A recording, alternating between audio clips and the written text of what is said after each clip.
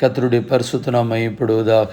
27/2/2026 வெள்ளிக்கிழமை, புதிய நாள், புதிய கால வேளைக்காய் கர்த்தர் நன்றியோடு துதிக்கிறேன், ஸ்தோத்திரிக்கிறேன். இந்த நாளுக்கான கர்த்தருடைய வார்த்தை மத்தேயு 6:31. கவலைப்படாதிருங்கள், டு நாட் worry. கிறிஸ்துவுக்குள் மிகவும் பிரியமானவர்களே, கவலை இல்லாத மனிதன் இந்த உலகத்தில் இல்லை. ஏனோ மனிதன் வேஷமாகவே திரிகிறான்.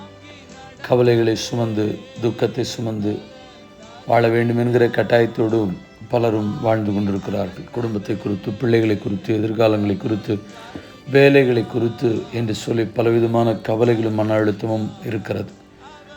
மனோதத்துவ ரீதியில் இருக்கிறவர்கள், சைக்காலஜி போன்ற காரியங்களை படித்தவர்கள் விதமாய் சொல்லுகிறார்கள்.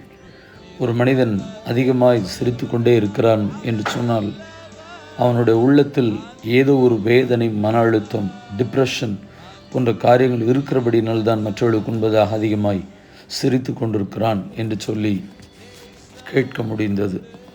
நமக்கு அதிகமாய் கவலை வருவதற்கான காரியம் மத்தேயு 6 சொல்லுகிறோம். எண்ணத்தை உண்போம், எண்ணத்தை குடிப்போம், எண்ணத்தை உடுப்போம் என்று கவலைப்படாதிருங்கள், இதற்குத்தான் கவலைப்படுகிறோம் என்று வேதம் சொல்கிறது. Do not worry saying what shall we eat, or what shall we drink, or what shall we wear. இந்த கவலைகள் தேவையில்லாத மன உளைச்சல் தான். ஆம், ஆனாலும் கர்த்தருடைய வார்த்தை சொல்கிறது, இவையெல்லாம் மாற வேண்டுமே. ஆனால் முதலாவது தேவனுடைய ராஜ்யம், அவருடைய நீதி, இவைகளை தேடுங்கள், அப்பொழுது இவைகளெல்லாம் உங்களுக்கு கூட கொடுக்கப்படும் என்று எழுதப்பட்டிருக்கிறது. கூட தருகிற இயேசுவை நோக்கி பார்ப்போம். குறைவின்றி நடத்தி சகல காரியங்களும் நாம் நிறைவாய் பெற்றுக்கொள்ள, கூட பெற்றுக்கொள்ள கர்த்தர் உதவி செய்வாராக. கண்களை மூடி ஜெபிப்போம். பரிசுத்தமுள்ள தேவனே, இந்த ஆசீர்வதிக்கப்பட்ட புதிய நாளுக்காக நன்றி. நாங்கள் கவலைப்படாமல் இருக்கத்தான் விரும்புகிறோம். ஆனால் சுற்றி இருக்கிற சூழ்நிலைகளும், எங்களை கலங்கடிக்கிற மனிதர்கள் இருக்கும் பொழுது, ஒன்றுமில்லாத சூழ்நிலைகளுக்கும் வேதனையான பல காரியங்களுக்குள்ளும் தள்ளப்பட்டு கவலைப்படுகிறோம், கலங்குகிறோம், சஞ்சலப்படுகிறோம், துக்கப்படுகிறோம், பாரப்படுகிறோம். என் மீட்பர் உயிரோடு இருக்கிறார், அவன் கைவிட மாட்டார், நம்பிக்கையோடு கூட வாழ கிருபை செய்யும்.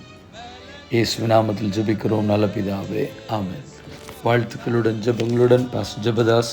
வாட்ஸ்அப் 9345353730. நேற்றைய கேள்விக்கான பதில் ஏசாயா 8:8 கர்த்தர் ஏசாவை கொண்டு தாவீதின் வம்சத்தாருக்கு சொன்னது. இந்த நாளுக்கான கேள்வி, எல்லா சபைகளை குறித்தும் உண்டாயிருக்கிற கவலை என்னை நாள்தோறும் நெருக்குகிறது, யார் யாரிடத்தில் சொன்னது?